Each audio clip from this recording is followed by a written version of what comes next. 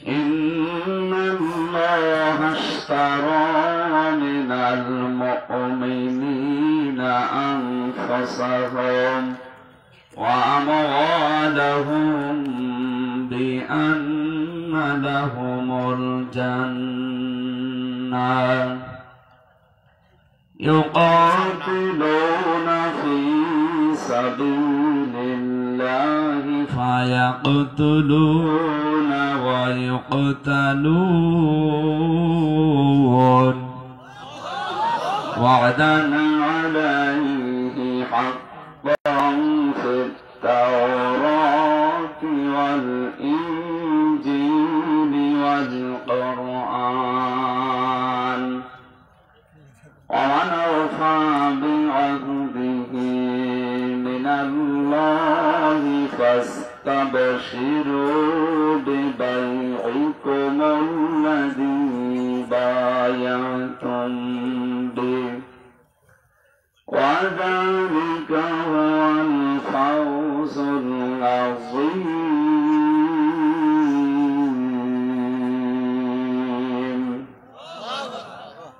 صدق الله العظيم. اللهم صل على سيدنا مولانا محمد وعلى آل سيدنا مولانا. আলহামদুলিল্লাহ। মৌলভীবাজার জেলার কমলগঞ্জ থানার অন্তর্গত আলেপুর ইসলামী সমাজ কল্যাণ পরিষদের উদ্যোগে 19তম তাফসীরুল কোরআন মাহফিলের স্বনামধন্য সভাপতি, প্রধান অতিথি, বিশেষ অতিথিবৃন্দ,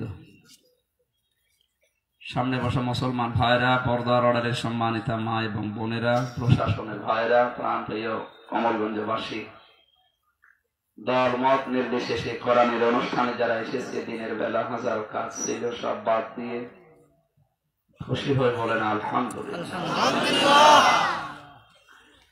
আমি মাঝখানে একটা কথা বললাম যে সম্মানিত ওলামায়ে কেরাম, আলেম ওলামারা কি বললাম? সম্মানিত বলেন, সম্মানিত। নবীজি বলেন মান লাম ইয়ারহাম সাগীরানা ওয়া লাম ইউক্কির কাবীরানা ফালাইসা মিন্না।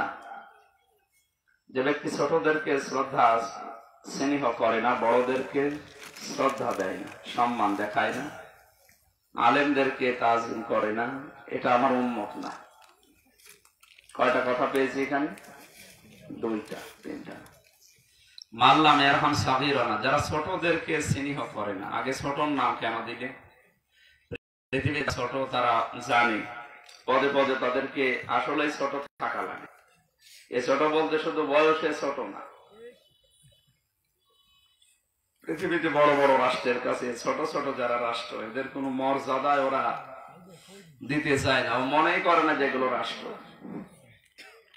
আমেরিকা হচ্ছে বাংলাদেশের চাইতে 59 ডবল। 59টা বাংলাদেশ জোড়া দিলে যত বড় হয়, এক আমেরিকা এক হয় বড়। ওদের কাছে আমাদের এই দেশ একটা পাড়ার মতো, পাড়ার মতো না? তো মনে করবে যে বাংলাদেশ বলে একটা দেশ, মনে করবে একটা পাড়া। ভারত আমাদের চাইতে 29 ডবল। ওরা মাঝে মাঝে আমাদেরকে দেশই মনে করে, মনে করে ওটা আমাদের অঙ্গরাজ্য। সৌদি আরব বাংলাদেশের সাথে 14 ডবল। কত? 14 ডবল। কানাডা, বিশাল বিশাল দেশ পৃথিবীতে, তাদের কাছে যেহেতু আমরা ছোট, আমরা ছোট বলতে শুধুমাত্র এই যে বয়সে ছোট, আমি সভাপতির চাইতে এই ছোট না। ছোট যারা, তাদেরকে স্নেহ করা লাগবে, ভালোবাসা লাগবে। অলাম ইউক্কির কাবীরানা, যারা বড়দের শ্রদ্ধা করে না, সম্মান দেয় না। বড় কারা?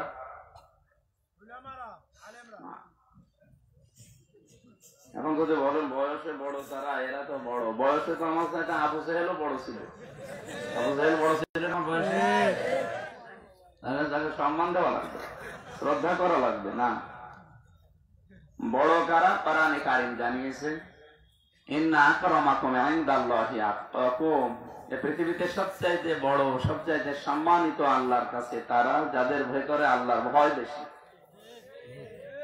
এখন আল্লাহর ভয় বেশি কাদের ভেতরে?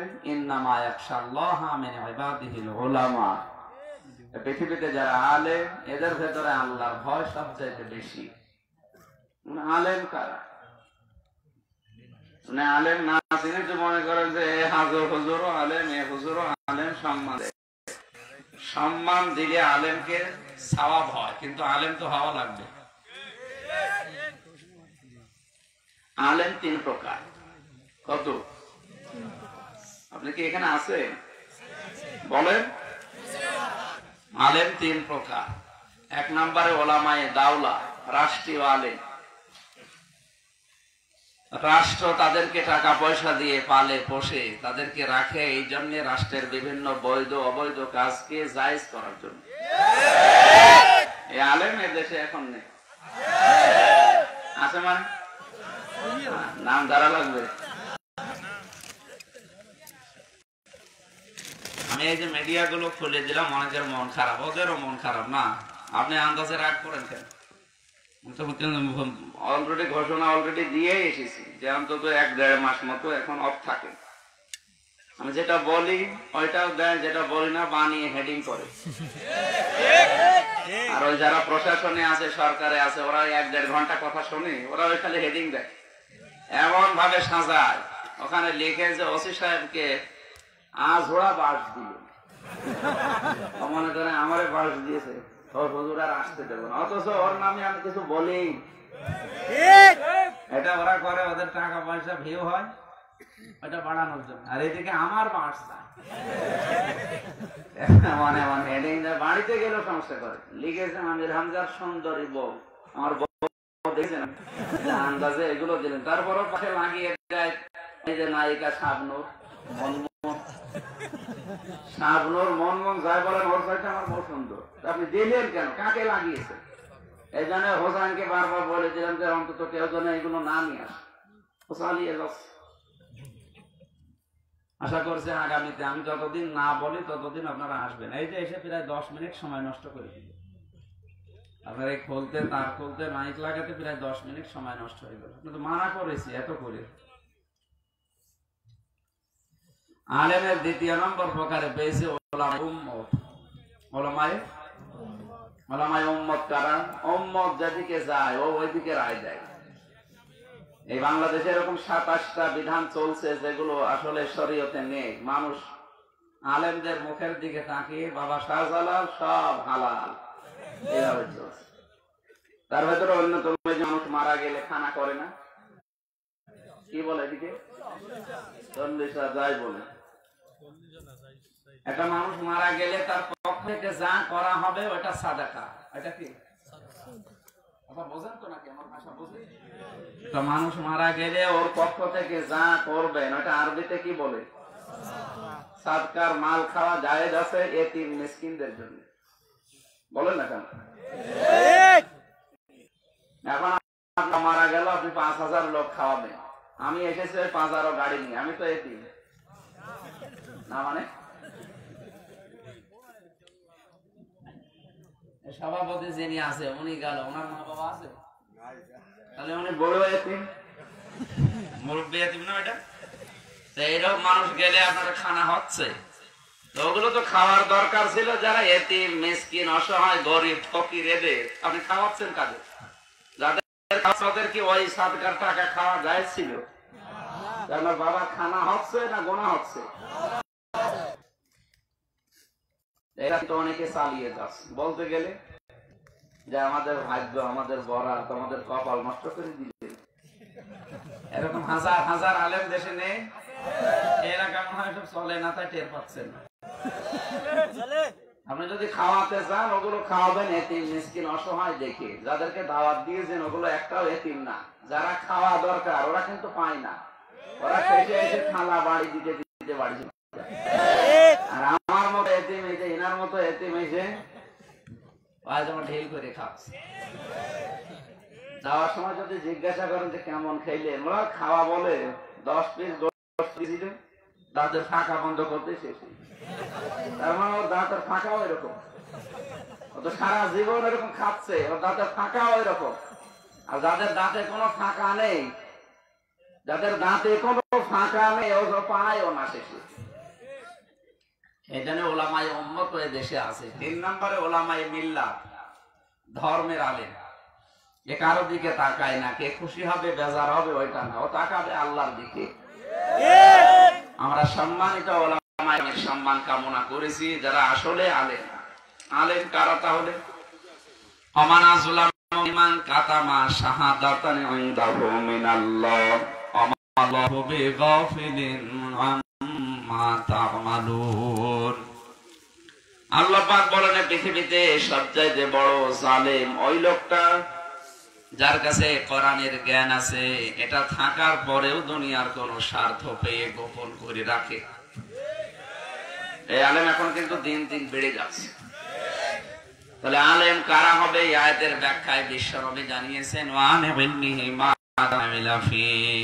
মুসলিম মুসলিম শরীফের ভেতরে হাদিসটি আছে, হাদিসের শেষ অংশ এটা। ওই লোকটাই আল্লাহর কাছে আলেম, যে যতটুকু জানে অতটুকুই মানে। কিয়ামতের দিন মহান রব্বুল ইজ্জত ওয়াল জালাল জিজ্ঞাসা করবেন 5টি প্রশ্ন, তার 5 নাম্বার এটা, যতটুকু জানতে তার কতটুকু মানতে, এটা বলো। তার মানে যতটুকু জানেন তার উপরে যে লোকটা মেনে চলে, সে যতটুকু জানে। আপনাকে মুফতি হওয়া লাগবে, মাওলানা হওয়া লাগবে, এটা শর্ত না, কিন্তু দিনের জ্ঞান অর্জন করা শর্ত। এটা আপনার ফরজ। এটা কি বলেন না কেন?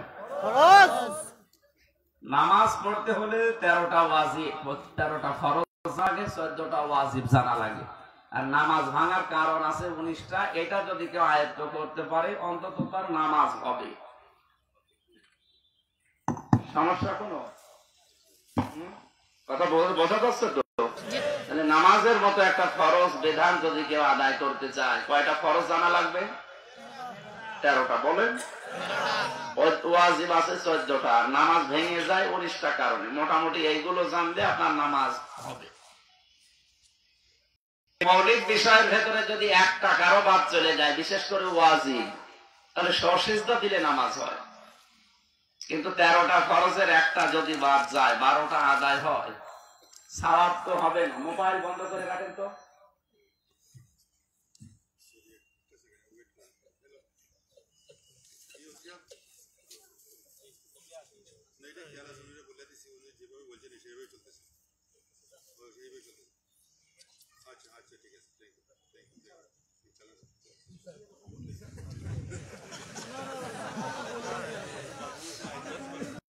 বন্ধ করে রাখেন, দরকার নেই।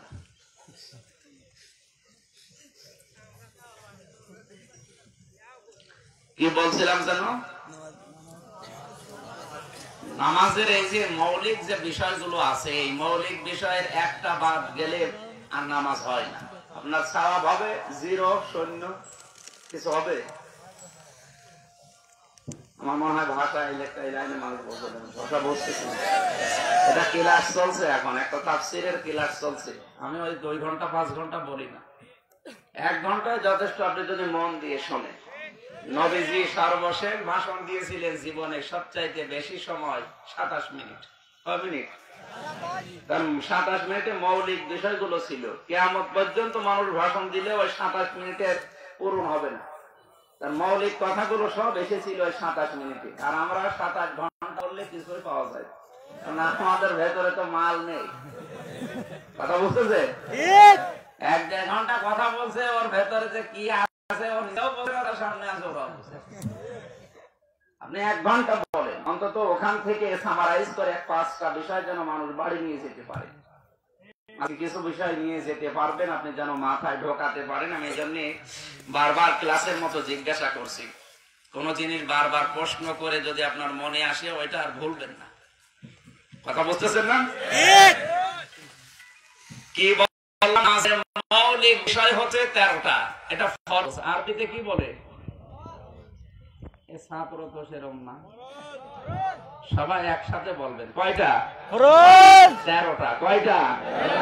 এখানে মৌলিক বিষয় কয়টা আছে বলেন তো? 2টা। এই সামিয়ানা আর এই খুঁটি। এই সামিয়ানা আর খুঁটি না থাকলে কেউ একটা স্টেজ বলবে না? আরো জোরে বলে না। এখানে মৌলিক বিষয় এই 2টা। এটা বাদ দিয়ে আরো কিছু জিনিস আছে, এই যে এই ফুলগুলো, এই বেলুন গুলো, এরপরে মাইক, এই চেয়ার, এই টেবিল, এই কাপড়টা, এগুলো না থাকলেও মানুষ কিন্তু বলবে যে এটা স্টেজ। আপনার জীবনের মৌলিক কোন বিষয় যদি একবার একটা বাদ যায়, আর অমৌলিক যে সমস্ত বিষয়গুলো আছে ওগুলো হাজার হাজার পালন করেছে, আপনার সওয়াব হবে 0, 0। আমরা যে মিজানের পাল্লার মাপ শুনি, যে মিজানের পাল্লায় কিয়ামতে আল্লাহ আপনাকে তুলবে, কিসে তুলবে? মিজানের পাল্লায় তুলবে না? মিজান মানে কি? মিজান মানে দাড়ি পাল্লা। কোনদিন কোন কিতাবে পড়েছে? এটা শোনা কথা। মিজান শব্দের শাব্দিক অর্থ হচ্ছে মানদণ্ড। কি? ন্যায় বিচারের মানদণ্ডের একটা পথিকের নাম হচ্ছে মিজান, মানে যে দাড়ি পাল্লাটা। হাইকোর্টের সামনে একটা দাড়ি পাল্লা টাঙানো আছে, ওকে একদিকে ঝোঁকানো আছে, সমান্তরাল না? সরকার ওটা দিয়ে কি বোঝাতে চায়? যে এখানে অন্তত বাংলাদেশের 64 জেলা থেকে যারা আসবে তারা ন্যায় বিচার পাবে। যদিও ওইটা এখন হচ্ছে, তো ওখানে আপনি দাড়ি পাল্লা সমান্তরাল ভাবে রেখে দিয়ে বোঝাতে চাচ্ছেন যে এটা মিজানের পাল্লা, এটা ন্যায় বিচারের মানদণ্ড, এটা ন্যায় বিচারের। আমাদের দেশে, বিশেষ করে বাংলাদেশ আর ভারত, এই 2টা দেশে একটা ভ্রান্ত ধারণা আছে যে আমি যাই করি সুবহানাল্লাহ একবার পড়লে 90টা নেকি হয়, আর 1 টাকা সুদ খেলে নাই 10টা গোনা হয়। কিয়ামতের দিন আল্লাহ দাড়ি পাল্লায় তুলে দেবে, এদিকে ভার হবে, জান্নাত চলে যাবে। এই ধান্দায় আমরা আছি নাকি? এখন মা পাল্লা দেবে কি, এইটাই অনেকে জানে না। কিয়ামতে আল্লাহ আপনাকে মিজানের পাল্লায় মনে করেন মাপ দেবে। কি মাপবে? হ্যাঁ, আমল। বলেন বলেন, আমল মানে না নেক আমল হোক, বদ আমল হোক, কিন্তু আমল মানে কি? কাজ। এত ছাত্র 2-1টা ভালো আছে, জবান খুলে বলবে আমল মানে সবাই বলে কাজ। মাপে মানুষকে দাড়ি পাল্লায় কেজি আকারে তুলে দিয়ে যে 5 কেজি কাজ, কোন ধারণায় আছেন আপনি বলেন? জিজ্ঞাসা করেন, অনেক আলেম পর্যন্ত বলবে যে কিয়ামতের ময়দানে আল্লাহ পাল্লায় তুলে দেবে নেকির পাল্লা, বদির পাল্লা। তে পাল্লা কি দাড়ি পাল্লার মতো পাল্লা? পৃথিবীর প্রতিটি দেশে যে কোনো জিনিস মাপের একটা একক যন্ত্র আছে ওজন করার জন্য। প্রত্যেকটি জিনিস কি এক নাকি?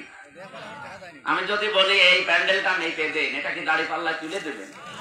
কিভাবে? ফিতা লাগবে, গজ লাগবে, মিটার লাগবে। কথা বলেন না কেন? ফিতা, মিটার, গজ এনে দেন, আমি আপনাকে মাপ দিয়ে বলতে পারবো যে এটা কয় বিঘা জমির উপরে আছে। এটা এর মাপের এককের নাম পেলাম কি? ফিতা, মিটার, গজ, দড়ি, যাই বলে। এখন যদি বলে যে গ্লাসে পানি আছে, পানি দিয়ে মেপে দিন, এটা মাপ ফেলে ফিতা লাগবে, কি লাগবে? মিটার, সিসি অথবা স্ট্যান্ড, যাই বলেন। এদিকে কি বলে জানি না। তাহলে এটা মাপতে হলে কেজি আকারে মাপতে হয়, সিসি লাগে, লিটার লাগে। ওই যে তেল মাপে, পানি মাপে মানুষ, কথা বুঝতেছে? ওইটা একক মাপের যন্ত্রের নাম হচ্ছে লিটার, সিসি, স্ট্যান্ড, এরকম বিভিন্ন জিনিসের নাম আছে। আপনাকে যদি বলে আপনি একটা কাজ মেপে, আমল মানে কি? কাজ আপনি মেপে দেন, কি করবেন? দাড়ি পাল্লায় তুলে দেবেন। এই তো, এই যে এবার জায়গা মতো এসেছে। কাজ মাপতে হয় গুরুত্বের ভিত্তিতে। কাজ মাপার একক যন্ত্রের নাম কি? গুরুত্ব। বলেন কি? আমি আপনাকে ইনারে বললাম যে আপনি কুষ্টিয়া যাবেন, যে মজমপুর গেটে এই লোকটার কাছে এই জিনিসটা দিয়ে আমারে কল ধরিয়ে দেবেন। এখন উনি এখান থেকে ওখানে না গিয়ে ওই যে টাকা পয়সা দিলাম ওনার কাছে, ওগুলো সব করে বলছে ঠিক আছে, অসুবিধা নেই। আমি খোঁজ নিয়ে দেখলাম যে আমার কাজের কোনো গুরুত্বই দেয়নি। ওনার উপর তো আমি খুব খুশি হব।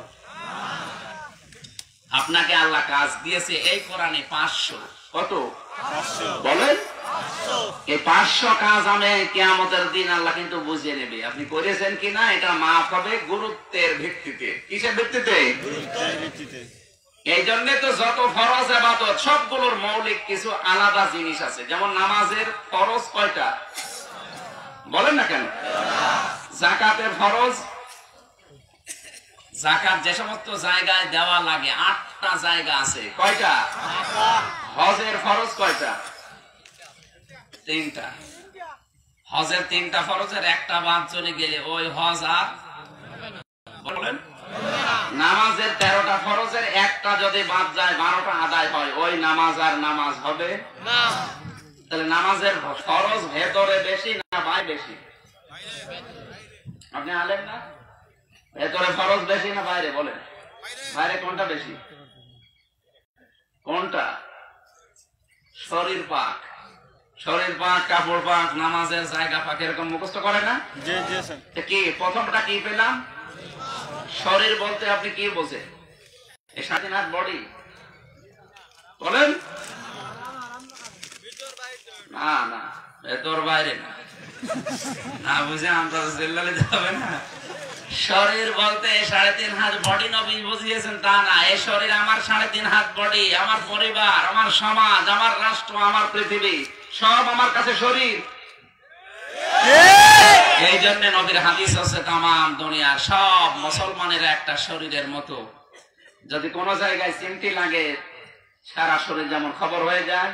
আমেরিকায় কোন মুসলমান কষ্ট পায়, এখান থেকে আপনাকে ওহ আহ শব্দ করা লাগবে। এটা শরীর। এটা কি? আপনি 3.5 হাত শরীর পরিষ্কার করার জন্য সাবান আছে, সোডা আছে, শ্যাম্পু আছে, পানি আছে। তো পরিবার পরিষ্কার করার জন্য কোন সাবান সোডা নেই কি? আপনি সুন্দর করে 3.5 হাত বডি একেবারে সাবান দিয়ে গোসল করে পরিষ্কার পরিচ্ছন্ন হয়ে যাচ্ছে। এই কমলগঞ্জে নামাজ পড়তে যাবেন, হঠাৎ দেখলেন রাস্তার পাশে একটা বেপরদা মহিলা দাঁড়িয়ে আছে। ওর মাথায় কোনো কাপড় নেই, বুকে কোনো ওড়না নেই, পেট মনে হচ্ছে ফুটবল খেলার মাঠ। এইরকম দৃশ্য দেখে আপনি বলেন নাউজুবিল্লাহ, আস্তাগফিরুল্লাহ। নামাজে দাঁড়ালেন, নামাজে দাঁড়িয়ে পড়ছেন আলহামদুলিল্লাহি রাব্বিল আলামিন আর রহমানির রহিম। আর মাঝে মাঝে আপনার মনে হবে আল্লাহ আমি কি দেখলাম। না আমি হাসির খোরাকি দেয়নি, আপনার মনে হবে না হবে না? কারণ আপনি কি দেখেছেন? স্বপ্ন দেখে আসলেন আপনি নামাজে কিন্তু পড়ছেন আলহামদুলিল্লাহ রাব্বিল আলামিন। আর ওদিকে আপনার মাঝে মাঝে মনে হবে আমি কি দেখলাম। তাহলে কি দেখলাম এটা বন্ধ করার জন্য ওই স্বপ্নকে মেরে ফেলা লাগবে। কি করা লাগবে? ওরেও তো পাঠ করা দরকার, পবিত্র করা দরকার। ওরে পবিত্র করতে হলে পর্দা লাগে। কি লাগে? আর ওই পর্দা তো দেবে এই হুজুর। কে? এই যে সব চলে যাচ্ছে ওই জায়গায়। আসলে বলে হুজুর ওই জায়গায় যেন না যায়। তাই আমার কোরআনই তো ওই জায়গা। যত নবী রাসূল কোন সলিমতকে দাওয়াত দিয়েছে আপনি পাবেন না। প্রত্যেকটা নবী রাসূল দাওয়াত দিয়েছে আগে জায়গা মতো। মুসা নবীকে আল্লাহ বলেছে ইযহাবিলা ফিরআউনা ইন্নাহু তাগা। ফিরআউনের কাছে যা। ফিরআউন কি সলিমত? কে? রাষ্ট্রপ্রধান। কথা বলেন না কেন? এই কোরআন শরীফের দাওয়াতই শুরু করা দরকার ওই সমস্ত জায়গা থেকে। আবার আসলে বলে হুজুর ওয়াজ করেন যেন মানুষ মদ না খায়, জেনা না করে, সিলেটে যেন ধর্ষণ না হয়। তো এগুলো কি ওয়াজের কাজ না? এগুলো জুডিশিয়াল ল, এগুলো আইন তৈরি করা আছে, কায়েম করা যাবে। এগুলো ওয়াজে বন্ধ হয়, ওয়াজ করলে মানুষ উৎসাহ পায়, এতটুকুই। কিন্তু এগুলো বন্ধ করার জন্য আইন লাগবে। কি লাগবে? আর আইন লাগবে, আইন থাকলেও হবে না, আইন প্রয়োগ করা লাগবে। এই জন্য 1734 জন মানুষ এখন মেন দায়িত্বে আছে বাংলাদেশে। এই 1734 জন মানুষ যদি হযরত ওমরের ভূমিকা পালন করে 41 সাল লাগবে না, 41 ঘন্টায় বাংলাদেশ ডিজিটাল হয়ে যাবে। খালি উল্টা বোঝে, হ্যাঁ হুজুর আমারে বাস দেয়। বাস তো না, এটাই তো আসল কথা। কারণ পৃথিবীর প্রত্যেকটা নবী দাওয়াত শুরু করেছে জায়গা দিয়ে। আপনি তাকাবেন ইব্রাহিম নবী দাওয়াত দিয়েছে সলিমুদ্দিনকে, কলিমুদ্দিনকে, নমরুদ কি সাধারণ মানুষ না বাদশাহ? নবীজি দাওয়াত দিয়েছে সর্বপ্রথম আবু জেহেলকে, ও কি সাধারণ মানুষ না বাদশাহ? তাও বাংলাদেশের মতো জায়গা না। সৌদি আরব বললাম না 14টা জোড়া দেবেন এই বাংলাদেশ, যত বড় হবে সৌদি আরব একাই অত বড়। ওরা দেশ আমি ঘুরে দেখেছি, এত বড় দেশ, এত বড় জায়গার প্রেসিডেন্ট ছিল আবু জেহেল। নবীজি ওর কাছে একবার গেছে, দুইবার গেছে না, 3500 বার গিয়েছে, কিন্তু হেদায়েত পায়নি লোকটা। সিলেটবাসী, আমি যেটা বোঝাতে চাচ্ছিলাম, জীবনের মৌলিক কোনো কিছু যেন বাদ চলে না যায়।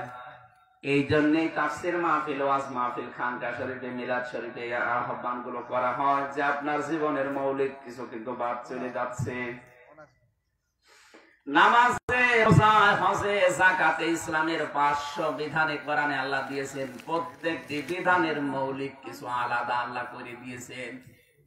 আপনি দেখবেন মদিনাতে কোন মানুষ যদি নাও যায় তার হজ কিন্তু হয়ে যাবে, কারণ হজের যে 3টা ফরজ, 5টা ওয়াজিব, একটাও মদিনায় নেই, সব মক্কায়।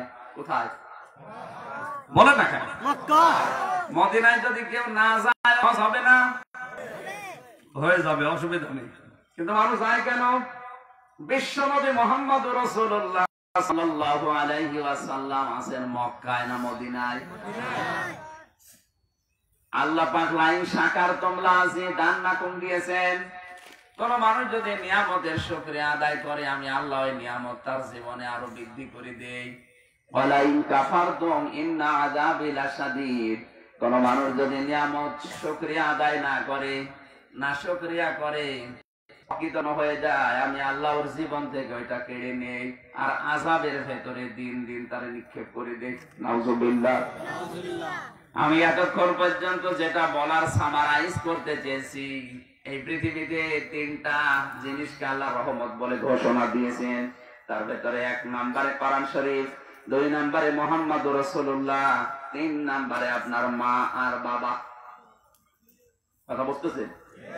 এই পৃথিবী অসম্পূর্ণ থাকতো যদি কোরআন আল্লাহ আমাদেরকে না দিতেন। মানুষ হিসাবে দাবি করার মতো এখন আর যোগ্যতা থাকতো না। কোরআন আছে, এই জন্য আমরা এখনো মানুষ দাবি করছি।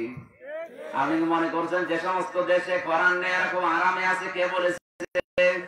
ছোট বয়সে পৃথিবীর কতগুলো দেশে ঘুরলাম, শুধুমাত্র কোরআনের একটু আধটু বিধান যেখানে আছে সেখানে এখনো শান্তি আছে। অন্য যারা দাবি করছে আমেরিকার মতো দেশে আমি গিয়ে দেখেছি, ওই জায়গায় সন্ধ্যা 7টার পরে কোন দোকান আর খোলা থাকে না, সব বন্ধ হয়ে যায়। এত ভয় কেন তাদের? কারণ আইন তৈরি করে প্রশাসন দিয়ে, মানুষ দিয়ে ভয় দেখানো যায় যতক্ষণ সামনে থাকে, কিন্তু মানুষ তো অন্যায় করে পেছনে ভেতরে যে এই পেছনে ভেতরের অন্যায় বন্ধ করার জন্য দিয়েছি, তা কোবরা দিয়ে হবে, ওটা লাগবে আল্লাহর ভয়। আর ওইটা তৈরি করার জন্য আল্লাহ আছেন। 2 নম্বর, পৃথিবীর শ্রেষ্ঠ রহমতের নাম হচ্ছে মুহাম্মদুর রাসূলুল্লাহ। এত বড় রহমতকে যারা গুরুত্ব দেয়নি, চিনতে পারেনি, আল্লাহ তাদের কাছে রহমতকে রাখেনি। আল্লাহ পাক তাকে রেখেছেন যারা গুরুত্ব দিয়েছিল মদিনায়, তাদের কাছে। এই জন্য মানুষ হজ করতে গেলে মদিনায় যাওয়া লাগে না, হজ হয়ে যায়। কিন্তু এমন একটা আকর্ষণ তাম দুনিয়ার মানুষের ভেতরে আল্লাহ তৈরি করে দিয়েছে, আপনি হজ করে চলে আসবেন, মেসাবে না যতক্ষণ মদিনায় নবীজির রওজার কাছে না যাবেন। জোরে বলেন সুবহানাল্লাহ। আল্লাহ বোঝাতে চেয়েছেন, বান্দা বান্দিরা দিয়েছিলাম তোদের কাছে, কিন্তু তোরা গুরুত্ব দিলি না। যারা গুরুত্ব দিয়েছে আমার এই শ্রেষ্ঠ রহমতকে, আমি তাদের কাছে 1 দিন 2 দিন না, কিয়ামত পর্যন্ত রেখে দিলাম। আপনার জীবনের সবচাইতে গুরুত্বপূর্ণ হওয়া দরকার মুহাম্মদুর রাসূলুল্লাহ। কারণ কিয়ামতের ওই কঠিন ময়দানে যেদিন জাহান্নাম একটা হুংকার দেবে, সমস্ত মানুষ দিশেহারা হবে, ফেরেশতারা, নবী রাসূলরা পর্যন্ত সব বলবে ইয়া নাফসি, ইয়া নাফসি। যে বলবে তার প্রমাণ কি বলেন তো? এই করোনা কিয়ামতের ময়দানে মানুষ যে ইয়া নাফসি বলবে, যে আল্লাহ আমাকে বাঁচাও, করোনা নিজের বাবা মারা গেছে, কাছে যায়নি। যমুনা গ্রুপের মালিক মারা যাওয়ার পরে ওর পাশে কাউকে পায়নি, ছেলে মেয়ে স্ত্রী পুত্র কেউ নেই।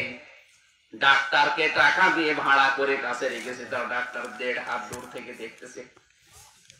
বলেছিল, ডাক্তার সাহেব বাংলাদেশের 10 জন ধনীর তালিকায় আছে, আমি আছি 4 নম্বরে। আমি যেখানে আছি উনি আছে 3 নম্বরে। গ্রুপ ওই যে গাড়িটা দিয়েছে, উনি আছে 3 নম্বরে। যমুনা গ্রুপ আছে 4 নম্বরে। 1 নম্বরে আছে মোসা বিন শামসের, ওই যে অস্ত্রের ব্যবসা করে আল্লাহর ওলি। 2 নম্বরে আছে সালমান এফ রহমান। 3 নম্বরে আকিস গ্রুপ, 4 নম্বরে যমুনা গ্রুপ। এত টাকার মালিক বাংলাদেশে, 4.5 কোটি টাকা শুধু ট্যাক্স দেয়। আপনি জীবনে গুনিয়ে শেষ করতে পারবেন না, এত টাকা দেওয়া লাগে প্রতি বছর এই লোকটার। সে বলেছিল, ডাক্তার সাহেব আপনি শুধু আমার বুকের ব্যথা 1 ঘন্টার জন্য কমিয়ে দেন, আমাকে আল্লাহ যা দিয়েছে সব আমি আপনাকে দিয়ে দেব। ডাক্তার ছিল বেটা হিন্দু, বলছে স্যার এটা আমার ব্যাপার, এটা ভগবানের ব্যাপার। কি টের পাচ্ছে কি বলছে? আর যদি মুসলমান হয়তো ডাক্তার তোর কি বলতো, স্যার আল্লাহ আমার ব্যাপার না, এটা আল্লাহর ব্যাপার। যাই বলেছে স্যার এটা আমার ব্যাপার না, ভগবানের ব্যাপার। ওকে স্যার ভগবান কি করে? এত কিছু দিতে চায় আর 1 ঘন্টার ব্যথা তুই কমাতে পারিস না, অথচ তার কাছে কেউ আসে না। তার ছেলে মেয়ে স্ত্রী পুত্র ভাই বোন তারা কম না অনেক। আমি এখান থেকে উপলব্ধি করেছি যে কিয়ামতের ময়দানটা কেমন হবে। ইদারাতুহুম মিন মাকানিন বাঈদিন সামিউ লাহা তাগায়্যুযা ওয়া যাফীরা। আল্লাহ পাক বলেন, জাহান্নাম যখন চিৎকার মারবে তখন তো মানুষের দিশেহারা হবে। এমনকি ঈসা নবী পর্যন্ত বলবে, আল্লাহ তুমি আমার মা মরিয়মের সাথে যা ভালো লাগে তোমার আচরণ করো, তুমি আমাকে কিছু বলবা না, আমারে বাঁচাও। ইব্রাহিম নবীর মতো এত বড় পাওয়ারফুল নবী বলবে, আল্লাহ আমার বাবা আজরের ব্যাপারে তোমার সিদ্ধান্ত কি, তুমি যা ভালো লাগে করো, কিন্তু তুমি আমাকে কিছু বলবা না, আমারে বাঁচাও। নিজের মা পর্যন্ত তাফসিরে মাঝারিতে পড়েছি 500 বছর পর্যন্ত মানুষ পা ধরে থাকবে, বলবে একটা নেকি দিলে আমি আজ নাজাত পেয়ে যাই। বলেন 500 বছর পরে ওর মা ওর মুখের উপরে লাঠি দিয়ে বলবে, দুনিয়া আমার বিয়ে হয় করে পাবো কোথায়? একটু খেয়াল করেন তো, মাথায় যদি মগজ থাকে। যেহেতু সিলেট বিভাগে শিরক বেদাত আর ভ্রান্ত ধারণাটা বাংলাদেশে বেশি, সারা বাংলাদেশের কোন জেলা আমার বাকি নেই। আমি সারা বাংলাদেশ সহ বিশ্বের অনেক দেশ ঘুরে যেটা দেখেছি, আবেগ নিয়ে ইসলাম চলে না, আপনাকে বিবেক দিয়ে চলা লাগবে। আপনি যার উপরে ভরসা করে আছেন যে আমার বাবা আছে, এটা 2 দিন আগে এক আল্লাহর ওলি মারা গেল। যাই হোক, আপনার কাছে ওলি না হলে অনেকের কাছে আল্লাহর ওলি। কি কন্দন দেখলাম, হাউ মাউ করে কাছে, বাবা আমার কি হবে?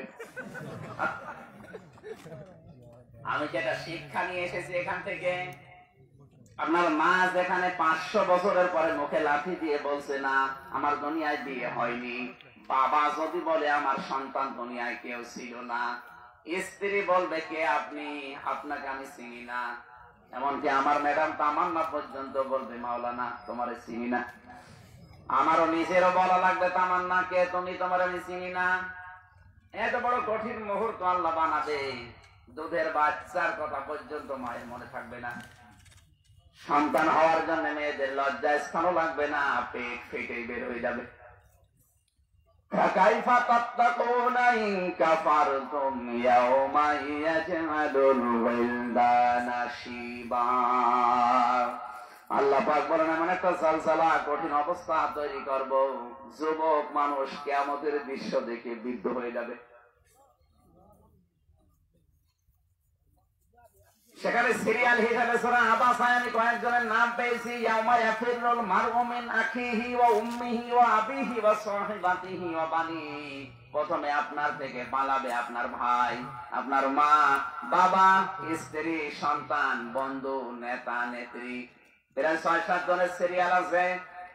কমলগঞ্জবাসী বিবেক দিয়ে বলবেন, বিপদে পড়লে যাদের নাম বললাম এরা কি দূরে যায় না কাছে আসে? আরো জোরে বলেন। কিয়ামতের দিনটা পুরো উল্টা। ফালাং সাবা বাইনাহুম ইয়াউমাইদি ওয়ালা ইয়াতাসালুন ফাইদা নফিখা ফিস-সূর ফালাং সাবা বাইনাহুম। কিয়ামতের দিন যেদিন ফুৎকার দেওয়া হবে সিংহায়, সেদিন যত সম্পর্ক আছে রক্তের সব সম্পর্ক কাট হয়ে যাবে। আমার বাবার সাথে আমার সম্পর্ক আছে অতদিন যতদিন আমার এই চোখ খোলা আছে, চোখ বন্ধ, আমার বাবাকে আমি আর চিনবো না। কথা বলি না কেন? এখানে নাসাব না দিয়ে আল্লাহ আনসাব দিয়েছেন। যত রকমের সম্পর্ক আছে রক্তের, কোন সম্পর্ক কাজে লাগবে না, চোখ বন্ধ হলে সব শেষ।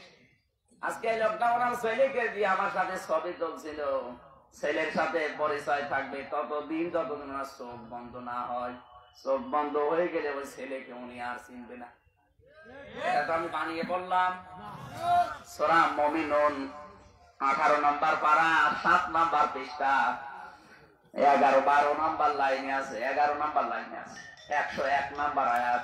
আল্লাহ তাআলা বলেন ফালা আনসাবা বাইনাহুম, শুধুমাত্র পরিচয় কাট হয়ে যাবে তা না, ইয়াউমাইদি ওয়ালা ইয়াতাসালুন, এমনকি ওনার ছেলে ওনাকে জিজ্ঞাসা করবে তুমি কে, তাও বলবে না, ওর নিজের চিন্তা থাকবে।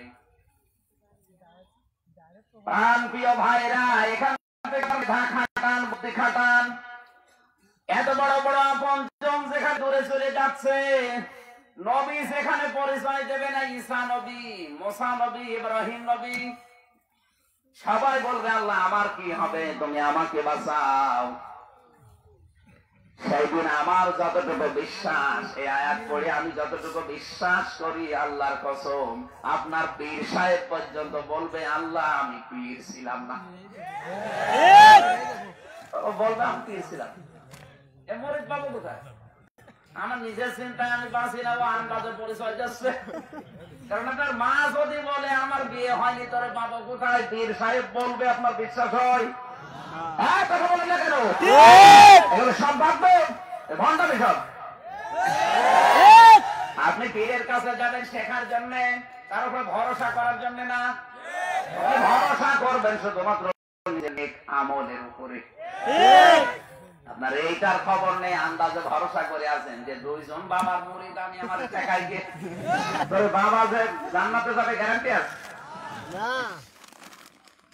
এই জন্য ঈমান আনবেন কি করে, ঈমান আনার পদ্ধতি কি, আমি যেগুলো বলি আগে ওগুলো বই আকারে লিখি। এরকম প্রায় 96টা সাবজেক্ট আমি বানিয়েছি, আমার গাড়িতে আছে, এটা বই আকারে। যদি শিক্ষিত মানুষ হয়ে থাকেন যাওয়ার সময় নেবে, ভালোভাবে পড়বেন, একবার শুনলে তো মনে থাকবে না, বলো বারবার স্টাডি করবেন, আশা করছে আপনার এই মগজ যেটা আছে খোলাই হবে। আমার ভাইরা, আমি যেটা শিক্ষা দিচ্ছিলাম, কেউ যখন কোন পরিচয় দিচ্ছে না, হঠাৎ ডান দিক থেকে একটা আওয়াজ আসবে, রব্বি হাবলি ইয়া উম্মতি। তিনি আর বলবেন আল্লাহ তুমি আমাকে বাঁচাও, তিনি বলবে আল্লাহ তুমি আমার যা ভালো লাগে করো, তুমি আমার উম্মতকে বাঁচাও। সুবহানাল্লাহ। একটু খেয়াল করেন তো, এত বড় কঠিন বিপদে কেউ কারো পরিচয় দেওয়া দূরের কথা, কেউ কারো সম্পর্কে জিজ্ঞাসাও করছে না বা করবেও না। এই কঠিন অবস্থায় শুধু একজন মানুষ কিয়ামতে আওয়াজ দেবে আল্লাহ তুমি আমার সাথে যা ভালো লাগে করো, কিন্তু আমার উম্মতকে বাঁচাও। সুবহানাল্লাহ। কোন উম্মত? যে উম্মত ডাল খায়, বাবা খায়, লাল পানি খায়, কোন উম্মত? আপনাকে তো উম্মত হওয়া লাগবে আগে। আল্লাহর নবী জানিয়েছেন যখন উম্মত বলে আমি এগিয়ে যাব কিয়ামতের ওই কঠিন দিনে, হঠাৎ পর্দা ফেলে দেবে, জিজ্ঞাসা করো পর্দা পড়ে গেছে কেন, আওয়াজ আসবে নবী এগুলো আপনার উম্মত না। কারণ কি, আপনি দুনিয়া থেকে বিদায় নেওয়ার পর আপনার রেখে আসা ইসলাম এরা উলট পালট করে ফেলেছিল। আর যেটা সবচাইতে বেশি চলছে এই বাংলাদেশে, এদেশে আসল ইসলাম নেই, এখন সব চলছে বানানো। আসল ইসলামের কথা বলতেও দিতে চায় না, শুনতে চায় না। আর আমরা হয়েছে এরকম, না বলতে বলতে শ্রোতাদের অবস্থা এই, ওরা মনে করে ইসলাম মনে হয় এইরকমই।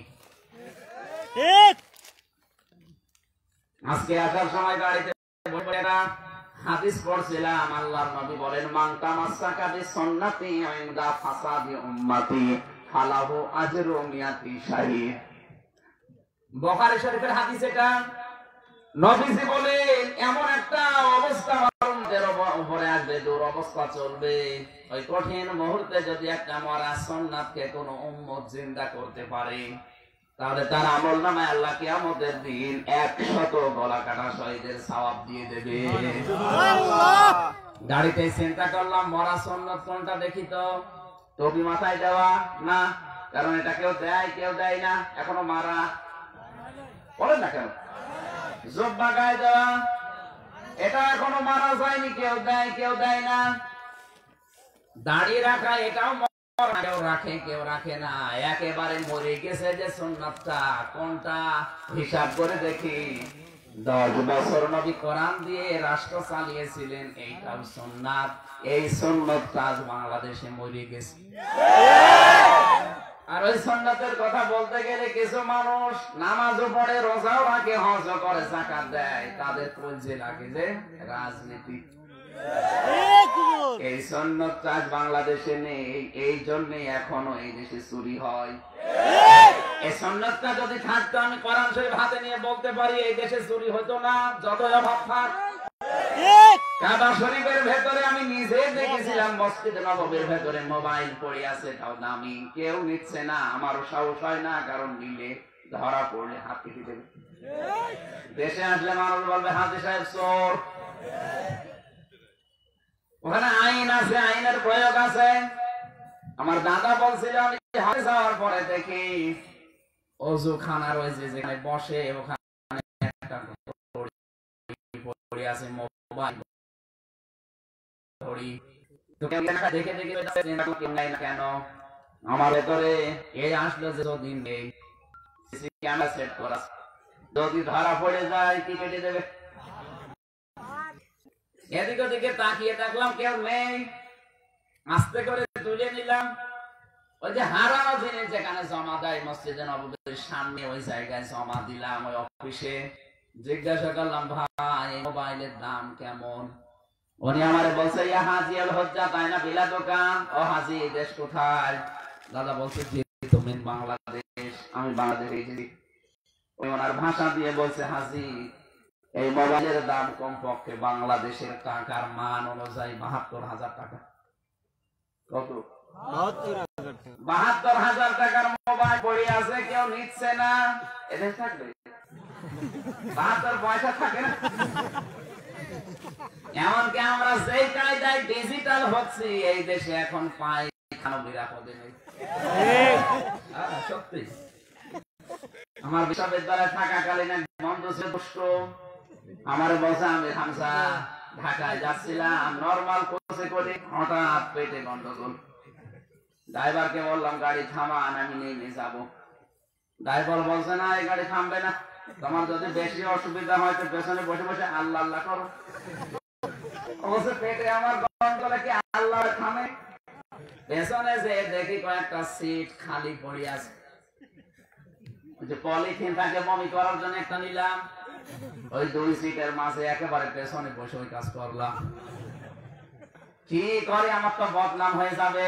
পকেট থেকে একটা সাদা রুমাল বের করে 4 কোনা করে বাঁধলাম, পেছনের জানালার কাঁচ খুলে দিয়ে ফেলে দেব। আল্লাহ সারা সোনার ছিল মোটরসাইকেল আলো। মোটরসাইকেল আলো মনে করছে বাস থেকে নতুন রুমালে খপ করে পড়লো কি। এই রুমাল যখন নতুন, ভেতরের জিনিস মনে হয় নতুন হবে। ভেতরের জিনিস নতুন, জিনিস তো নতুনই। লোকটা বলছে, এদিকে ওদিকে তাকিয়ে তুলে নিল, ও বাড়ি রেটের বলেন কি জিনিস। এজন্য বলছে, আমি হামসা জায়গায় যাই ডিজিটাল হচ্ছে আমরা।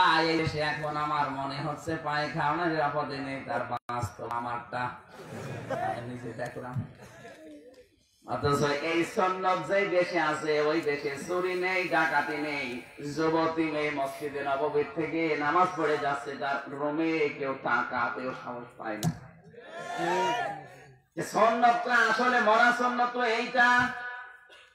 এই সুন্নাতের কথা বলতে গেলে আপনি রাজনীতি, জঙ্গিবাদের কথা বলেন, আপনি কি মানুষ?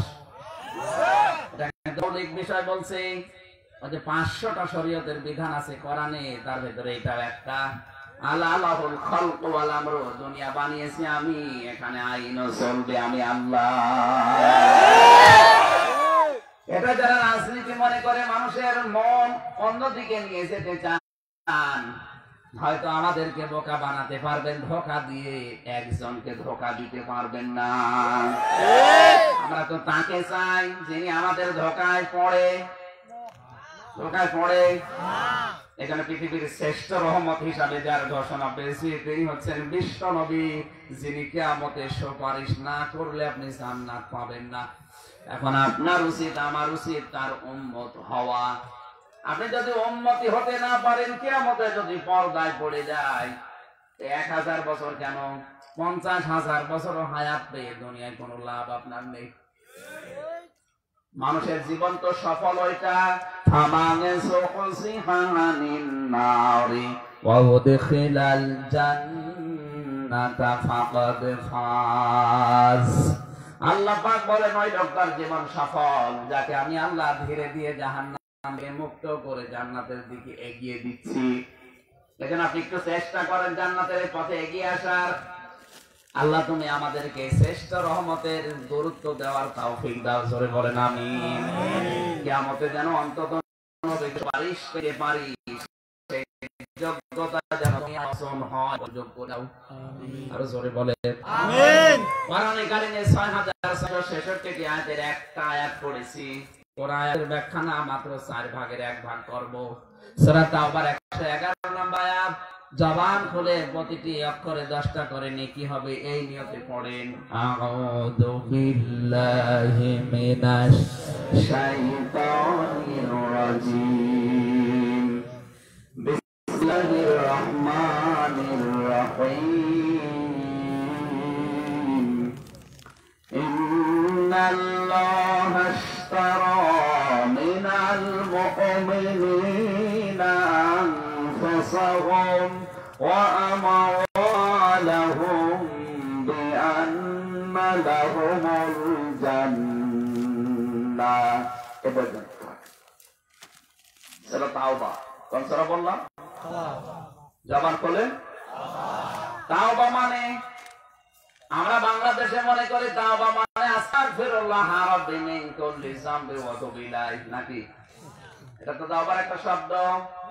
তাওবা যদি কেউ করতে চায় তাহলে তাকে 3টা শর্ত মানা লাগবে। কয়টা? 3টা। ওয়ানিবু ইলা রাব্বিকুম ওয়াসলিমু লাহু মিন ক্বাবলি আইয়াতিয়াকুমুল আযাবু সুম্মা লা তুনসারুন। সূরা জুমার 24 নম্বর পারা 3 নম্বর পৃষ্ঠা 13 নম্বর লাইনে 54 নম্বর আয়াতে আছে। আল্লাহ পাক বলেন কেউ যদি তাওবা করে ভালো হতে চায়, 1 নম্বরে তাকে আমি আল্লাহর দিকে ফিরে আসা লাগবে।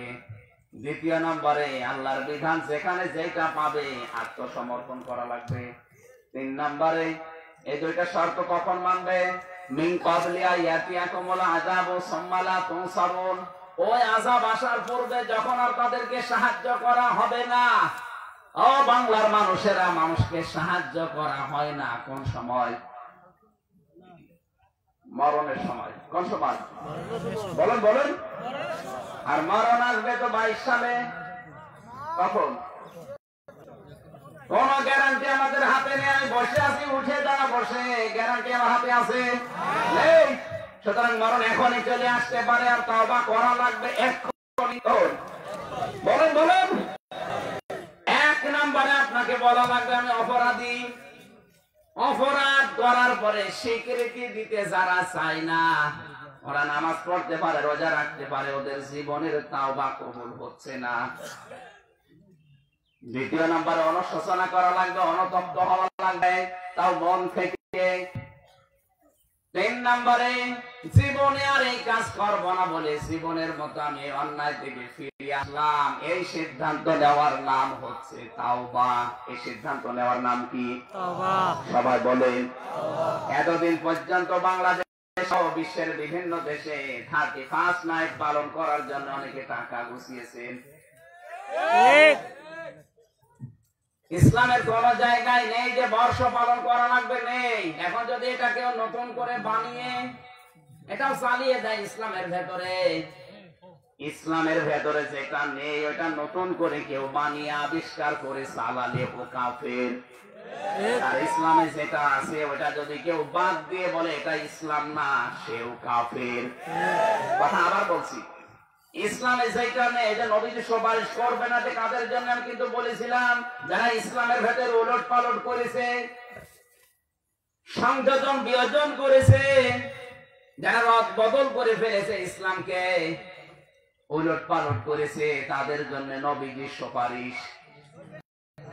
বলেন তাহলে 31st নাইট এটা ইসলামে আছে? পয়লা বৈশাখ বলেন, পয়লা জানুয়ারি বলেন, পয়লা মহরম বলেন, আছে? আরো জোরে বলেন। এইটা নেই, আমি নতুন করে আবিষ্কার করলেন কোন কারণে?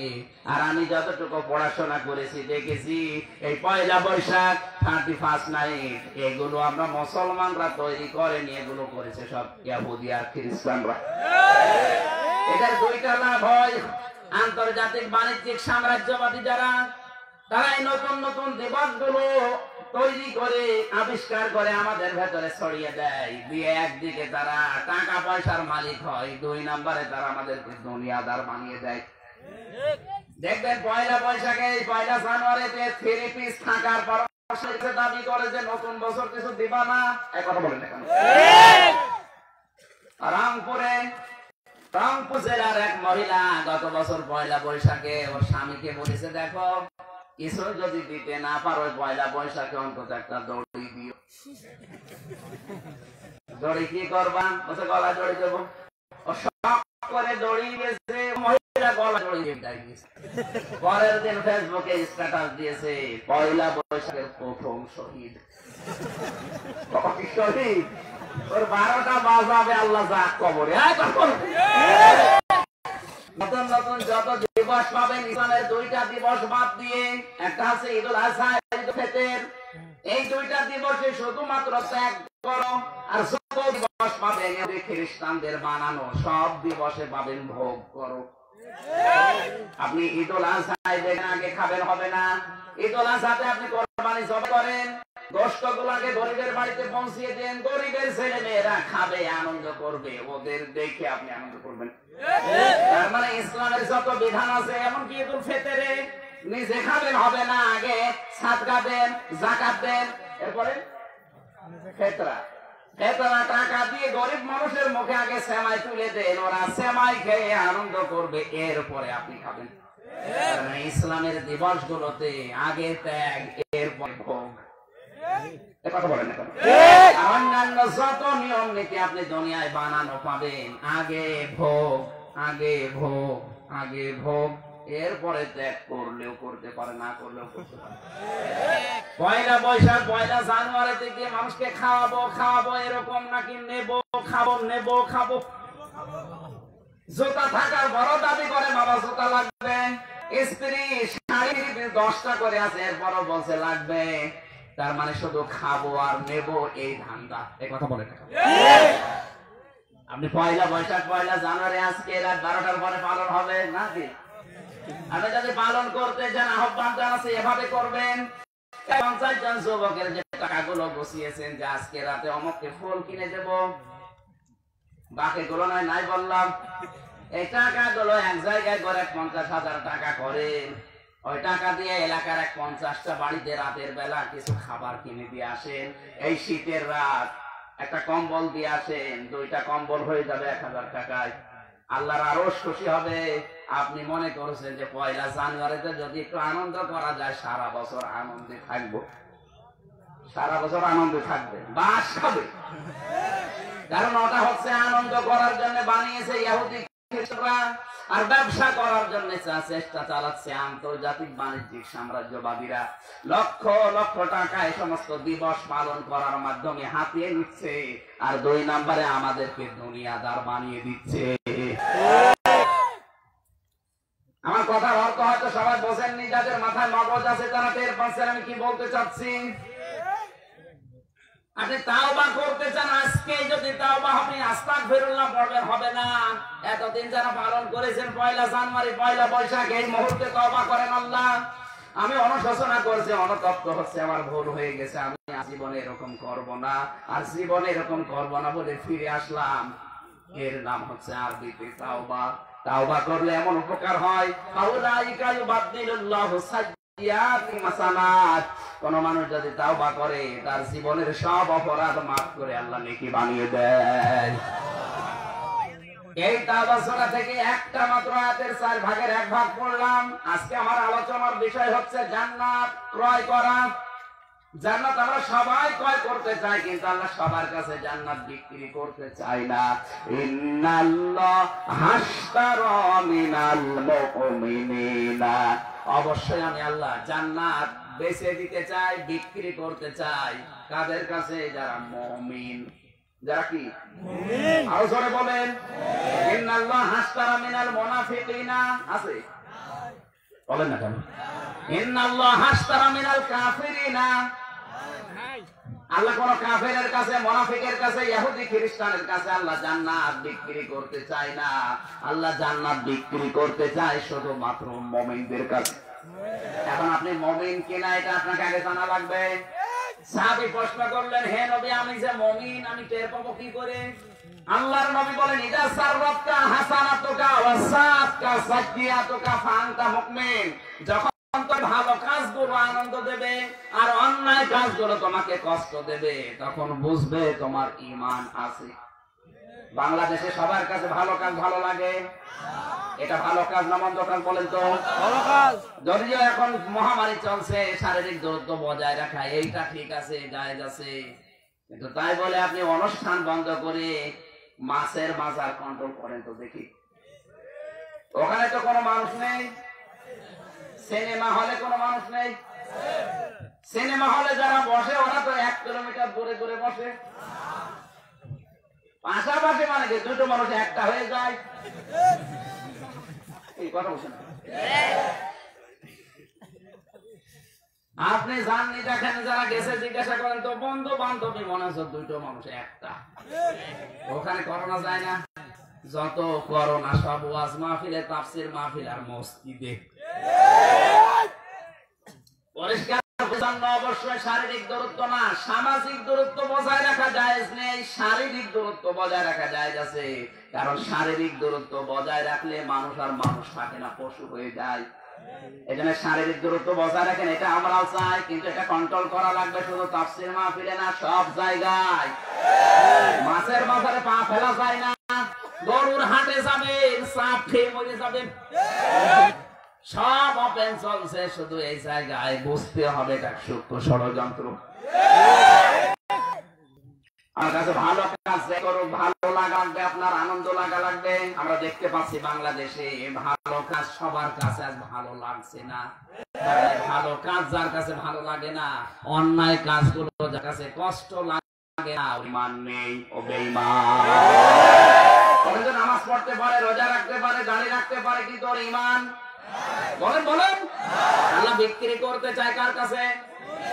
হ্যাঁ, এবার আমি পয়েন্টে যাচ্ছি। কোন কিছু বিক্রি করতে হলে আমরা জানি 4টা বিষয় লক্ষণীয়। 1 নাম্বার একটা জিনিস লাগে, সম্পদ। 2 নাম্বার ওর একটা মূল্য লাগে। 3 নাম্বার একজন ক্রেতা লাগে। 4 নাম্বার একজন বিক্রেতা লাগে। আমরা কিন্তু এবার তাফসীরে প্রবেশ করছি, থাকবেন তো নাকি? কয়টায় আযান? 4টায় আযান, তাহলে তো আরো আগে ওঠা দরকার ছিল। এখানে সরাসরি ক্রেতা আমার আল্লাহ নিজে, কে বিক্রেতা? দেশে না। আপনি মুনাফিক হয়ে মসজিদ 3 তলা করে দেবেন, আল্লাহ নেবে না। টাইলস লাগিয়ে দেবেন, এসি লাগাবেন, আল্লাহ নেবে না। আল্লাহ দেখতে চায় আপনি মুমিন কিনা। সুদ খেলে মানুষ মুমিন থাকে? অনেকে সুদের টাকা দিয়ে 3 তলা মসজিদ বানাচ্ছে, ও মনে করছে জান্নাত আমার বাবার। এই কথাগুলো একটু কড়া ভাষায় বলা হয়, এই জন্য ওর রাগ হয়। আরে ভাই, আপনি মসজিদ কেন মাদ্রাসা কেন কাবা ঘর বানিয়ে দিলেও তো সওয়াব হবে না, কারণ আপনি তো মুমিন না, মুনাফিক। কাকে বলে বলেন তো? না, সুদখোর মুনাফিক। কোন এলাকায় আসলাম এটা? মৌলভী বাজার না? এটা ওইরকমই মৌলভী, 2 নম্বর মৌলভী। এই মুনাফিকদের আমি 7টি আচরণ পেয়েছি। একটু পয়েন্ট বলে যাই, মনে এসেছে যখন। মুনাফিক হচ্ছে তারা যাদের মুখের কথার সাথে মনের কথা কোনো মিল নেই। বাংলাদেশে এখন নেই। মুখ দিয়ে যেটা বলে ওটা মুখের কথা, মনে আছে আর একটা। কাবা শরীফে পর্যন্ত এক হাজী সাহেবকে দেখছি কাবার গিলাফ ধরে কাঁদছে। কি হয়েছে? মরবো। মরবো মানে দেশে আর যাবো না, আমি মরণ চাই। কাবার গিলাফ ধরে দোয়া করলে কিন্তু কবুল হয়ে যায় যদি মন থেকে কেউ দোয়া করে। এমনকি আবু জেহেল পর্যন্ত কাবার গিলাফ ধরে মন থেকে দোয়া করেছে। আবু জেহেলের দোয়া আল্লাহ ফেরত দেয়নি। ও বদরের ময়দানে যাবার সময় কাবার গিলাফ ধরে বলছে, আল্লাহ তুমি আসো, আমি জানি মুহাম্মদের বিরুদ্ধে অস্ত্র নিয়ে যাচ্ছি যুদ্ধ করার জন্য বদরের ময়দানে। সত্যের পক্ষে যে আছে তাকে তুমি বিজয় দিও। ওর দোয়া কবুল হয়েছে, কারণ ও সত্যের পক্ষে না মিথ্যা? বলেন বলেন। মনে করলাম এই হাজী দোয়া কি কবুল হয়ে যায়? গিয়ে বললাম, দাদা বাড়ি কোথায়? বলছে বাংলাদেশ। কোন জেলায়? বলছে নোয়াখালী। কোন থানায় বাড়ি? বলছে কোম্পানিগঞ্জ। তখন ওবায়দুল কাদের এলাকায়। মানে কি আপনি কি চান? বলছে আমি মরতে চাই। কেন মরবেন? বলছে আমাদের দেশে কিছু নেই, এখানে কাবা শরীফ আছে, নবীর রওজা আছে, আমি এখানে মরলে জান্নাত পেয়ে যাব। বলছে মন থেকে? বলছে মন থেকে না মানে কাবার গিলাফ ধরে মানুষ শিকারি করে। ঠিক আছে চলেন হস্টেলে যাই, যেখানে থাকি। নাস্তা করালাম, দেখি বাইরে ঝড় হচ্ছে। বললাম দাদা আপনার দোয়া কবুল হয়ে গেছে। কেন? যে ঝড় উঠেছে আর আপনি দোয়া করে আসলেন যে মরবেন, এখন শুধু বাইরে আপনাকে ফেলে দেবো আর আপনি মরে যাবেন। আমার এবছর হুজুরের দোয়া তো আমি এবছরের জন্য করিনি, আগামীতে যদি আসি তখন কাবার গিলাফ ধরে যদি এই কথা বলি। তারপরের বছর 17 সালে গিয়েছিলাম নোয়াখালীর কোম্পানিগঞ্জে। দেখি ওই মুরব্বী এসে আসসালামু আলাইকুম। কি দাদা মরেননি? না, আগামীতে যদি যায়। তার মানে ও যাবেও না, ও মরবেও না। ওর মুখের কথার সাথে মনের কথার কোনো মিল আছে? বলেন বলে। মুনাফিক একটা আল্লাহ কিনতে চায় না। আল্লাহ কিনতে চায় মুমিন একটা। কারটা? একজন আজানের জবাব দেন, একজন দেন। আসলে আমার আরো আগে ভুলে যাওয়া হয়েছিল, ভুল হয়ে গেছে। এখন তো কেবল শুরু হচ্ছে, এখন 1-1.5 ঘন্টা হলে আমার এই আয়াতটা শেষ হতো। একটু জিকির করেন সুবহানাল্লাহ, সুবহানাল্লাহ, আলহামদুলিল্লাহ, লা ইলাহা ইল্লাল্লাহ।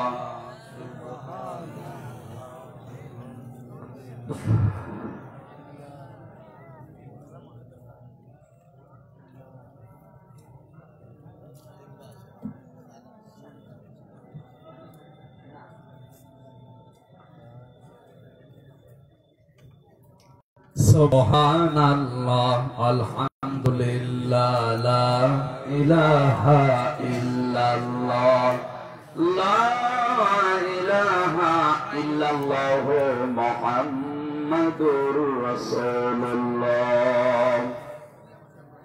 আমার ভাইরা, আমি ব্যাখ্যায় যাচ্ছি। এখানে ক্রেতা সরাসরি কে?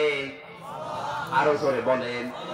অনেকে বিচক্ষণ, বিচক্ষণ না? আজকে হুজুরকে যদি বলেন মাছ কিনে নিয়ে আসেন, পচা মাছ কিনবে, বলেন না কেন? দরকার হয় বাজার থেকে ফেরত আসবে, তাও পচা মাছ কিনতে রাজি না। ওনার চাইতে আল্লাহর মেধা, যোগ্যতা, বিচক্ষণতা কম। উনি যদি কিছু কিনতে চায়, পচা জিনিস কিনবেন। আপনার পচা জীবন, পচা সম্পদ না, এটাকে পাক পবিত্র টাটকা করা লাগবে। এখানে আল্লাহ প্রথমে কিনতে চেয়েছেন আমওয়ালাহুম ওয়া আনফুসাহুম ওয়া আমওয়ালাহুম, আপনার জীবন আর সম্পদ। এখন জীবন পবিত্র করতে হলে 3টা পয়েন্ট আছে, আর মাল পবিত্র করতে হলে 9টা পয়েন্ট আছে। এই 3 আর 9, 12টা পয়েন্টের উপরে আয়াতের ভেতরে সামারাইজ করা আছে। এই 12টা জিনিস যদি আপনি পবিত্র করে দেখাতে পারেন, আল্লাহ বলেন বিনিময়ে আমি যেটা দিতে চাই মূল্য হিসাবে, তার নাম বিআন্না লাহুমুল জান্নাহ। তার নাম কি? আসলে বলেন বিনিময়ে যেটা দিতে চাচ্ছেন ওটা বিক্রি করলে দুনিয়া হবে না।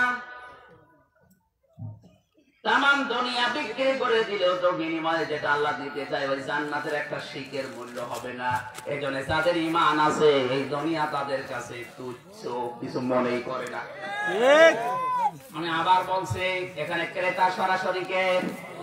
উনি আমাদের চাইতে বিচক্ষণ কিনা? বলেন বলেন। উনি কিছু কিনতে চাইলে আমাদের মতো যা তা কিনবে না। উনি কিনতে চাইলে দেখবে এটা টাটকা, পবিত্র, পাক আছে কিনা। প্রথমে তিনি কিনতে চেয়েছেন আমাদের জীবন। আমাদের জীবন পাক করার জন্য প্রথম নাম্বারে শিরক মুক্ত হওয়া লাগবে। শিরকে দেশে নেই। শিরক কাকে বলে, কত প্রকার, কি কি? আমি তাফসীর পড়ে বুঝেছি শিরক প্রধানত 4 প্রকার। শিরক বিল জাত, শিরক বিল সিফাত, শিরক বিল ইখতিয়ার, শিরক বিল হুকুক। এই 4 প্রকার আবার ভাঙলে ভাগ করলে হয় 8 প্রকার। 8 প্রকার ভাঙলে ভাগ করলে হয় 12 প্রকার। 12 প্রকার ভাগ করলে হয় 22 প্রকার। 22 প্রকার ভাগ করলে হয় 42 প্রকার। 42 প্রকার ভাগ করলে হবে 72 প্রকার। এই 72 প্রকার শিরককে ভাগ করলে হবে 120 প্রকার। শুধু শিন র কাফ এই শব্দের ভেতরে এতগুলো পয়েন্ট আছে। এক একটা পয়েন্টে যদি আপনি 1 মিনিট করে নেন, 1 ঘন্টা 20 মিনিট সময় শুধু শিরকের ব্যাখ্যায় লাগবে। এত কথা একটা আয়াতে তাফসীর করতে হলে যেন সময় লাগে। এটা রাতের বেলা হলে অনেক ভালো হতো। একেবারে রাত 8টা থেকে শুরু করে 10টা 11টা পর্যন্ত চালাতে পারলে একটা আয়াত সামারাইজ পর্যন্ত বোঝানো যেত। আর শিরকটা ব্যাখ্যা না করলে তো আপনি এক কথা কিছুই বুঝবেন না। শিরক মুক্ত জীবন গঠন না করলে ওই জীবন আল্লাহ জান্নাতের বিনিময়ে কিনবে? বলেন বলেন। শিরকটা আপনি জেনে নিন। আমার ওই বইতে শিরকের পাঠ করা আছে, 120 পৃষ্ঠা পর্যন্ত লেখা আছে শিরক। এগুলো সব আমার লেখা। যদি পান নিয়ে যেয়ে পড়বেন, আমি ওই পয়েন্টটা বাদ দিয়ে দিলাম। দ্বিতীয় নম্বরে শিরক, আমি এক কথাটা বলে দিই, আল্লাহ যেটা পারে অন্য কেউ পারে এই বিশ্বাস করার নাম হচ্ছে শিরক। কথা বোঝেননি? সন্তান দিতে পারে শুধুমাত্র আল্লাহ, এটা অন্য কেউ পারে, কোন মরা পীর, চিন্তা পীর, কোন বুজুর্গ, এটা বিশ্বাস করার নাম কি? বলেন। আইন তৈরি করতে পারে শুধুমাত্র কে? আল্লাহ। এবার কথা বলছেন, আইন আল্লাহ বাদে অন্য কেউ বানাতে পারে এই বিশ্বাস করার নাম এই শিরক। বাংলাদেশে নেই। আর যারা আল্লাহর তৈরি করা আইন বাদ দিয়ে মানুষের তৈরি করা আইনগুলো কায়েম করতে চায় তারা মুশরিক। এবার তো ভেতরে চলে যাচ্ছে, এই আয়াত বাদ দিয়ে না মানে আপনার গায়ে লাগবে। সালাম হুজুর, আমার গাড়ি ভেঙে দিচ্ছে, ঝামেলায় আছি, হবে না।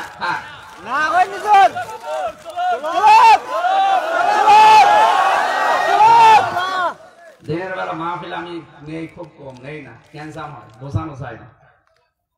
এটা তার বয়াতের গান না যে বলিয়ে যাচ্ছে আপনি শুনিয়ে যাচ্ছে, বোঝা লাগবে। শিরক এই ব্যাখ্যাটা যদি আজ করতে পারতাম, 120 প্রকার আমার সব মোবাইলে নোট করা ছিল। আপনি অনেক কিছু পেতেন এখান থেকে তথ্য আকারে। জীবনটা সাজানো সহজ হয়ে যেত, আমার জীবন পবিত্র করা সহজ হয়ে যেত। অনেকে আমরা জানি না যে শিরক কিনা, তা জানেও না, করে যাচ্ছে। এটা যে শিরক অনেকে জানেও না, এরকম মানুষ নেই? এরপরের শব্দ ছিল তোমাদের মাল পবিত্র করা লাগবে। মাল কি? মাল মানে আপনাদের আবুল মাল নাকি এখন অর্থমন্ত্রী কামাল, মোস্তফা কামাল নাকি? এ মাল কি? প্রধানত 9 প্রকার। কয় প্রকার? বলবো নাকি বলেন শেষ করব? নামাজ তো ফরজ, নামাজ পড়া লাগবে। 10 মিনিট তো বেশি হয়ে গেল নামাজে। নামাজ তো পড়া লাগবে আগে। নামাজ পড়ে নেন, তাহলে নেন, নামাজ পড়ে নেন। আমি 1-2 ঘন্টা কোনো ব্যাপার না, কিন্তু নামাজ তো বাদ দেওয়া যাচ্ছে। নামাজ পড়েন। আমি মুসাফির, জোহর আসর আমি একসাথে পড়ে নিয়েছি। আমার একবারে মাগরিব এসে পড়া লাগবে। আপনারা পড়ে নেন, নামাজ পড়ে তারপরে। আর কেউ আছে? বক্তা আছে? আর কেউ বক্তা আছে? আর কেউ? আব্দুল মতিন না কি যেন নাম, দেখলাম। নামাজটা পড়েন আগে, মোনাজাত করে নামাজ পড়েন। মোনাজাত করে নামাজ পড়ে। اللهم آمين. ربنا آتنا في الدنيا حسنة وفي الآخرة حسنة وقنا عذاب النار وادخلنا الجنة مع الأبرار يا عزيز يا غفار يا رب العالمين. রব্বুল আলামিন, বড় আশা করে এসেছিলাম তোমার বান্দা বান্দিরা চাতক পাখির মধ্যে আসে কোরআন শোনার জন্য, যারা এত পাগল এই মৌলভীবাজার জেলার মানুষগুলোকে তুমি ওমরের মধ্যে দিয়ে দাও, সবগুলো তুমি বিশ্ব নবীর রওজায় পৌঁছিয়ে দাও। দুনিয়ার মাটির নিচে যারা ঈমান নিয়ে ঘুমিয়ে আছে এদেরকে তুমি জান্নাত দিয়ে দাও। এত গুরুত্বপূর্ণ কথা আছে আয়াতে, সময় না থাকার কারণে আমরা বলতেও পারি না। যতটুকু বলেছি আল্লাহ আমাকে সব প্রত্যেককে আমল করার সুযোগ দাও। ইসলামী সমাজ কল্যাণ পরিষদ কমলগঞ্জ কিয়ামত পর্যন্ত তুমি এই সংগঠনকে কায়েম রাখো। যারা কোরআন প্রচারের জন্য ভূমিকা রাখে, আমার তাওহীদ ভাই, রফিক ভাই সহ যত মানুষ এই মাহফিলের জন্য শ্রম দিয়েছে, ওসমানের মতো তুমি কবুল করে নাও। বোনেরা পর্দার আড়ালে বসে আছে, খাদিজার মতো, আয়েশার মতো তাদেরকে বানিয়ে দাও। আয়াতটা তুমি আমাদের সবাইকে আমল করার সুযোগ দাও। এদেশের দায়িত্বে যারা আছে তাদেরকে সততার সাথে দায়িত্ব পালন করার তৌফিক দাও। মহামারী করোনা চলছে তামাম দুনিয়ায়, আল্লাহ তুমি আমাদেরকে বাঁচাও। বারাকাল্লাহু লানা ওয়া লাকুম ফিল কোরআনিল আযীম। কখন কার ডাক আসে জানি না, যখনই মারা যাব সঙ্গে সঙ্গে যেন পড়ি লা ইলাহা ইল্লাল্লাহু মুহাম্মাদুর রাসূলুল্লাহ। এক্ষুনি নামাজ পড়েন, তাড়াতাড়ি নামাজ পড়ে নিন, আমাদের সময় চলে যাচ্ছে।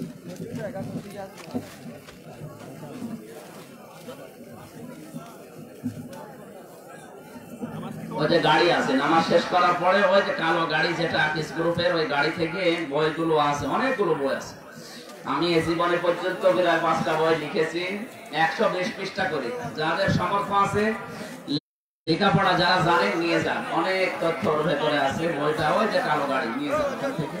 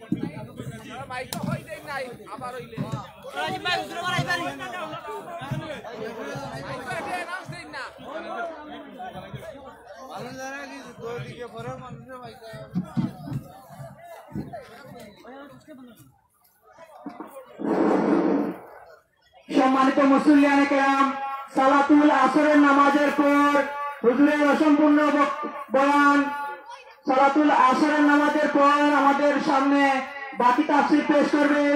আমরা সবাই সালাতুল আসরের নামাজ আদায় করে প্যান্ডেলে চলে আসি।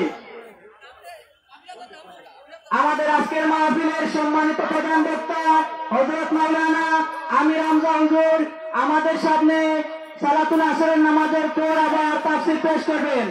আমরা সবাই তো নামাজের পর আবার প্যান্ডেলে চলে আসি।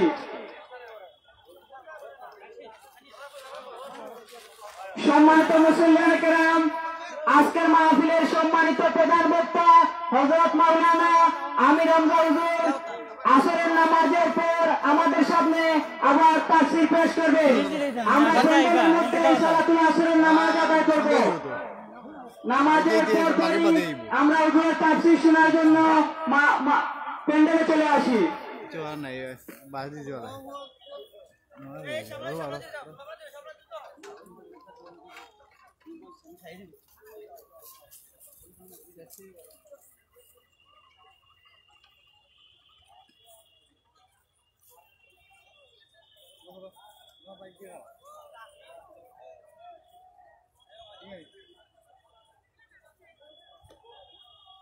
দিলেই তেমনি